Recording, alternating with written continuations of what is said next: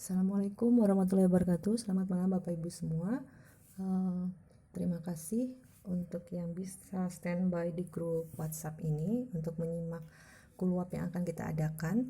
Seperti kita sepakati, kita akan mulai belajar kuluap ini mulai jam 19.00 sampai jam 21, dan Mbak Isti sudah ada di tengah-tengah kita. Materi juga sudah diberikan tadi siang ya Bapak Ibu, termasuk juga rekaman penjelasan dari materi tersebut. Semoga Bapak Ibu sempat membacanya, dan beberapa pertanyaan juga sudah masuk dan sudah saya sampaikan ke Mbak Isti.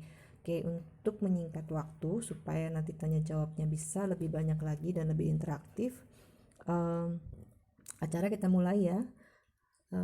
Monggo Mbak Isti, waktu dan tempat kami persilahkan. Terima kasih.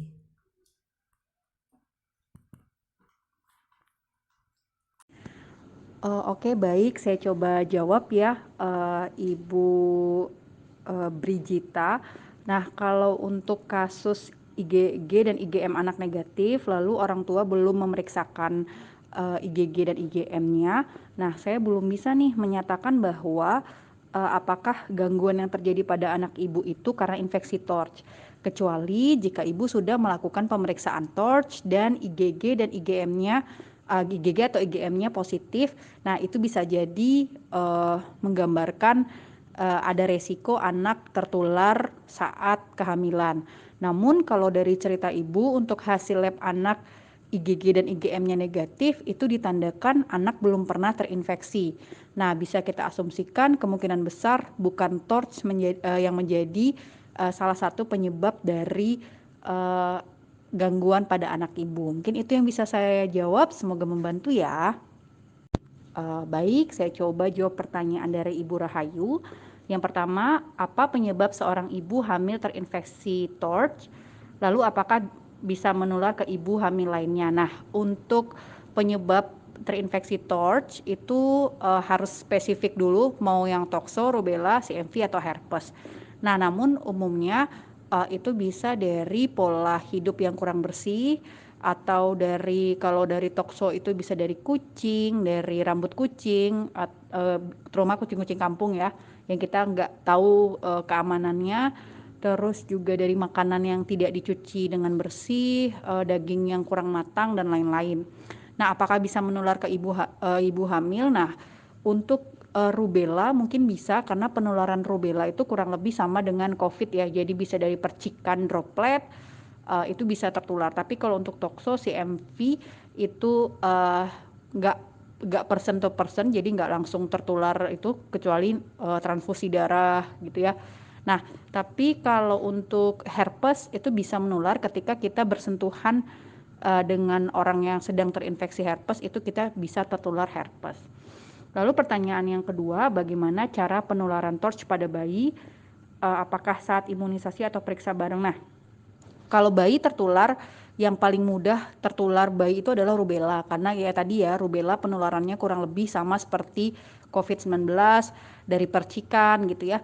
Jadi cara pencegahannya yang paling dasar adalah tetap menerapkan protokol kesehatan seperti yang kita terapkan sekarang di masa pandemik ini. Sebenarnya cukup membantu kita untuk menurunkan resiko terinfeksi TORCH baik pada bayi dan orang dewasa juga. Kurang lebih seperti itu. Semoga menjawab ya. Baik, saya coba jawab pertanyaan dari Mama Alif. Untuk ibu dengan IgG CMV positif boleh menyusui ketika anaknya lahir cukup bulan, tidak prematur ya. Itu cenderung aman karena belum ada bukti ilmiah yang menyatakan ibu menyusui itu bisa menularkan CMV lewat ASI-nya. Resikonya sangat rendah sekali.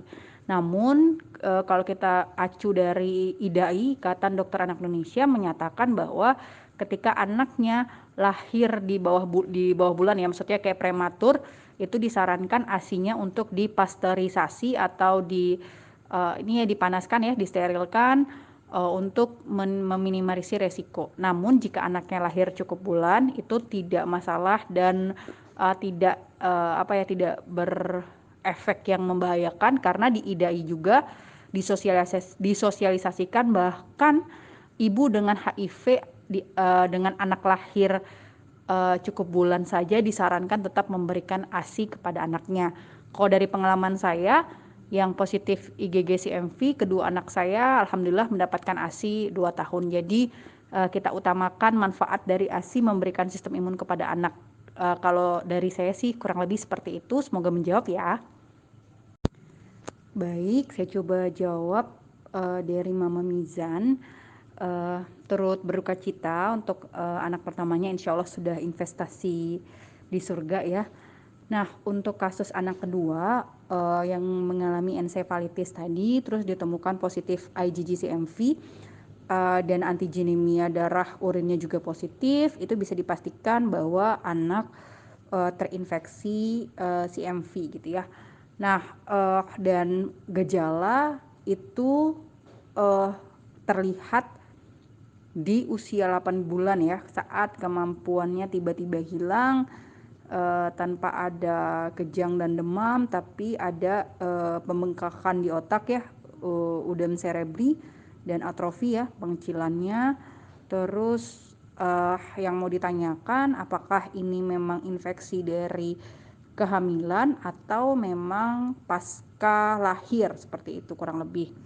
Nah, kalau dari hasil pemeriksaan orang tua yang IgG, CMV dan rubellanya juga positif, menurut saya sepakat dengan dokter anaknya bahwa ada resiko memang anak tertular dari orang tua saat hamil.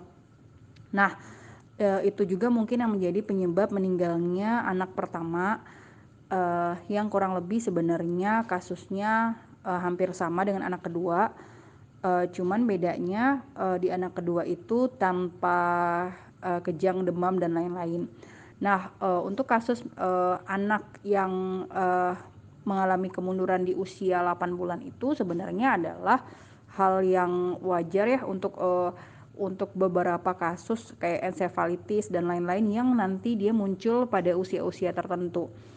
Jadi nggak lantas harus langsung terlihat saat dia lahir gitu ya. Ada yang perlu dievaluasi dulu. Tidak terlihat langsung seperti itu. Nah, tidak semua CMV itu mengakibatkan anak mengalami gangguan organ tubuh.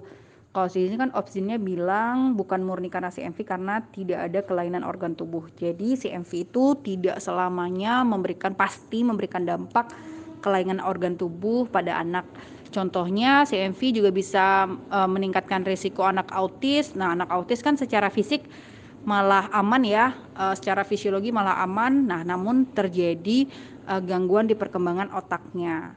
Jadi saya lebih setuju dengan pendapat yang dokter anak. Dan kalau pertanyaannya apakah setelah anak itu lahir bisa terinfeksi CMV, bisa banget. Kalau apalagi dia berinteraksi dengan ibunya gitu. Nah, tapi sejauh ini saya belum bisa memastikan apa sih sebenarnya penularan CMV yang paling berasal dari mana gitu. Tapi setahu saya CMV itu bisa menular kalau misalnya kita kayak transfusi darah kayak gitu ya. Nah, tapi kalau ibu positif juga, kemungkinan besar memang si anak ini positif CMV, cuman permasalahan kesehatannya muncul di usia 8 bulan. Kurang lebih seperti itu. Semoga membantu, tapi lebih baik mungkin ini sifatnya lebih klinis ya. Karena saya bukan backgroundnya klinis sih, ya jadi lebih baik mungkin nanti dikonfirmasi lagi jawaban saya kepada teman-teman klinisi, apakah ini bisa analogi atau logika ini bisa diterima atau tidak, seperti itu. Terima kasih.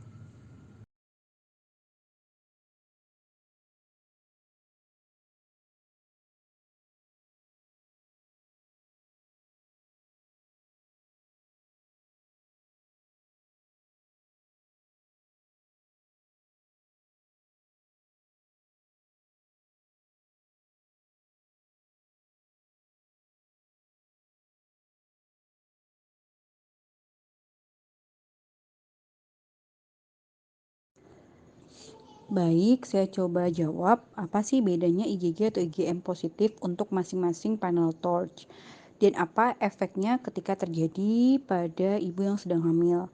Nah, untuk Kalau IgM-nya positif saat hamil, ini cukup berbahaya karena itu ditandakan uh, virus masih dalam masa inkubasi.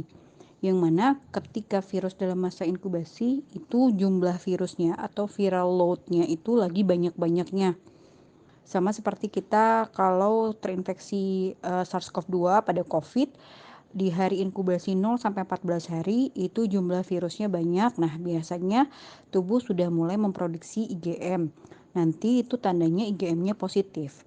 Nah, ketika sudah lewat dari 14 hari, 28 hari masa inkubasi, nanti baru terbentuk IgG. Jadi ketika IgG-nya yang positif, itu cenderung lebih bukan lebih belum cenderung lebih aman sih dibanding IgM yang positif ya saat hamil. Karena kalau IgG yang positif saat hamil itu menunjukkan bahwa infeksinya mungkin sudah reda.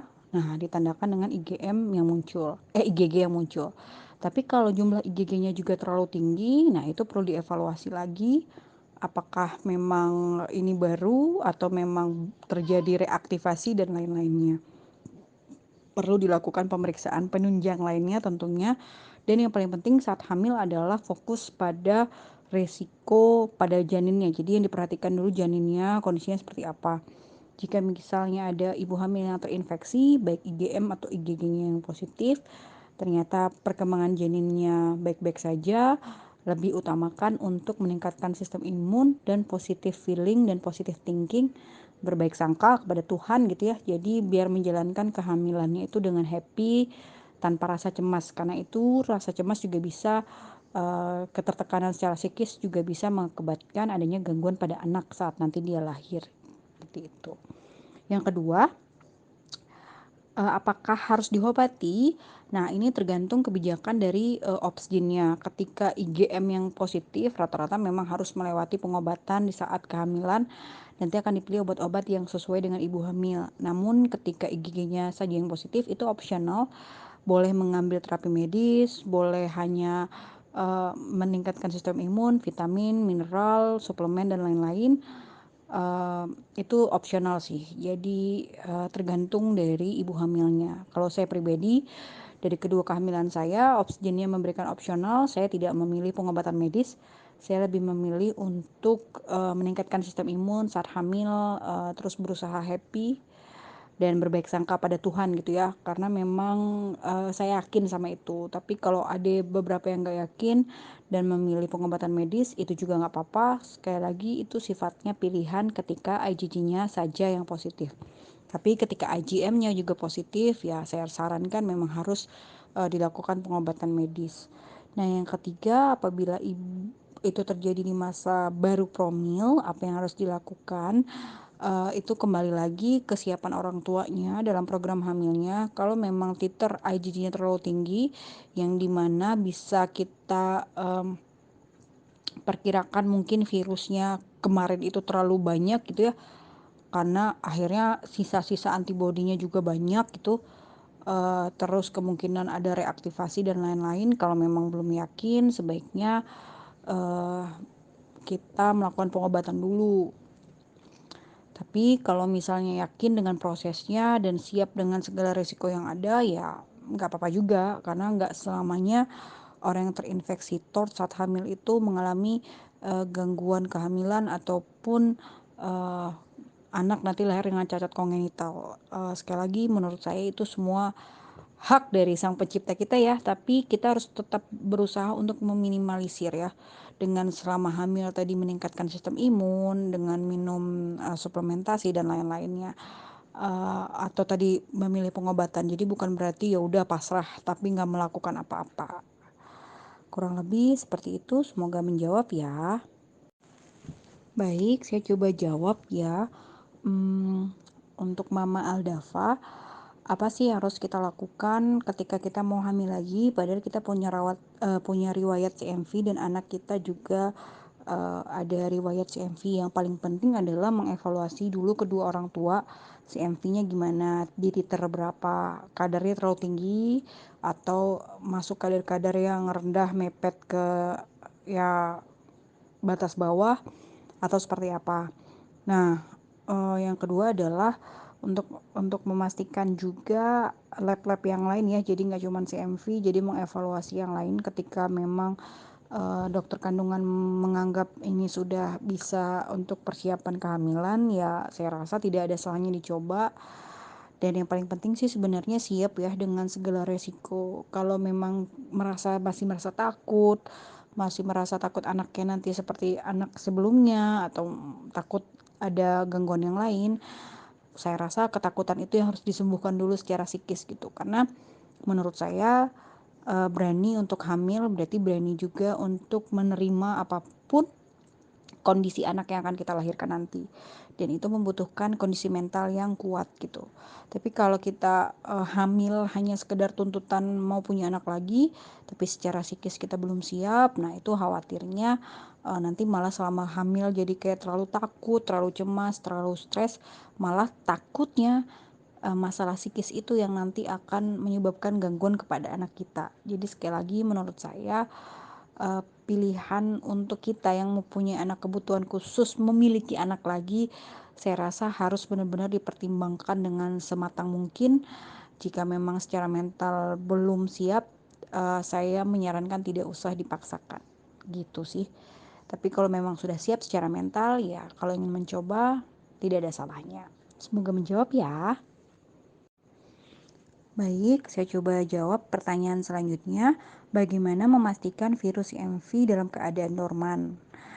Nah, ini agak susah ya, karena dia pasti dorman atau menetap atau nyumput ya atau sembunyi di dalam sel. Nah, itu tidak ada pemeriksaan yang bisa memastikan dia ada gitu ya. Mungkin ada sih kayak kultur sel tadi ya, kayak pemeriksaan antigenemia, terus dilihat di bawah mikroskop, ada nggak sel-sel yang memiliki protein yang penanda si CMV ini gitu, paling itu sih. Atau nanti biasanya ada profiling terhadap sel-sel tertentu, terus dilihat apakah ada memang ciri-ciri khas yang terinfeksi CMV. Nah itu kayaknya pemeriksaannya sangat ribet sekali dan harus saya nggak tahu di Indonesia kayak nggak ada yang mengevaluasi itu ya.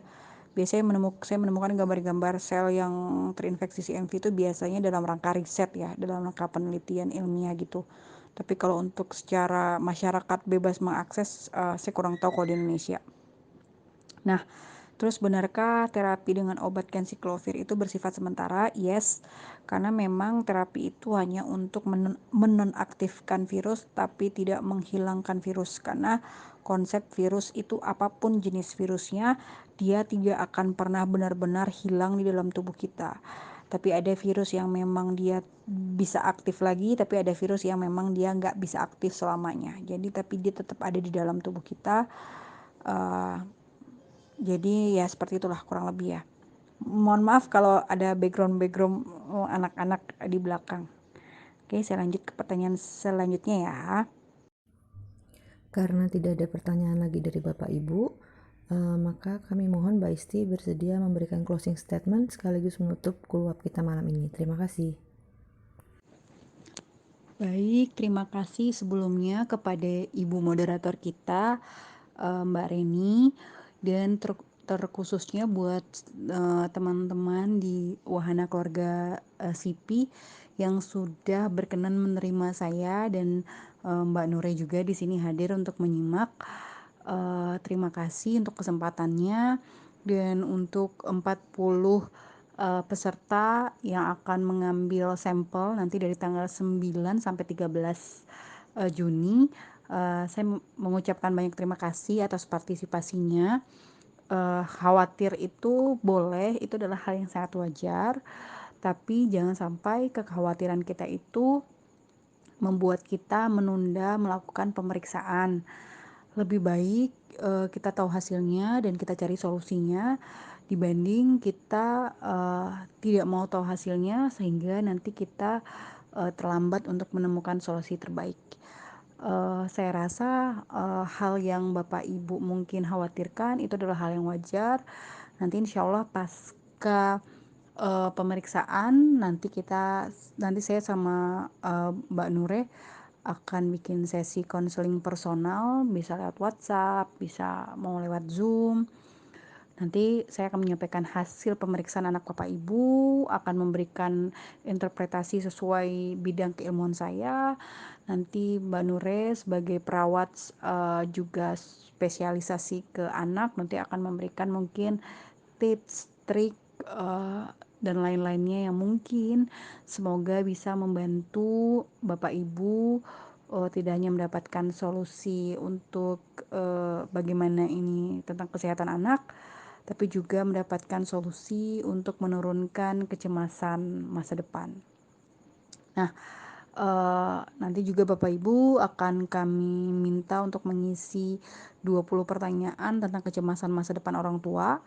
Ini sebenarnya sudah kami gunakan di penelitian sebelumnya pada orang tua dengan autism spectrum disorder, dan alhamdulillah hasilnya memuaskan. Orang tua anak-anak autis juga merasa mendapatkan manfaat, dan saya rasa nanti mungkin teman-teman orang tua dari sahabat Cerebral Pulse juga bisa merasakan manfaat yang sama. Sehingga tetap semangat, bismillah, semoga mendapatkan hasil yang terbaik dari Allah, dari Tuhan. Apapun hasilnya nanti kita akan cari solusinya bersama-sama. Karena kalau sudah bergabung dalam komunitas seperti ini, teman-teman tidak sendiri. Oke, mungkin itu saja dari saya. Sekali lagi terima kasih. Sampai jumpa di kesempatan berikutnya. Mohon maaf jika mungkin ada penjelasan saya yang mungkin kurang memuaskan atau perlu dikonfirmasi lagi nanti ke tenaga ahli. Saya persilahkan jika memang ada salah dalam penyampaian, mohon nanti diberikan koreksinya, diingatkan supaya menjadi input juga bagi saya dan teman-teman nanti relawan dari Peduli Torch. Oke, mungkin itu saja. Assalamualaikum warahmatullahi wabarakatuh.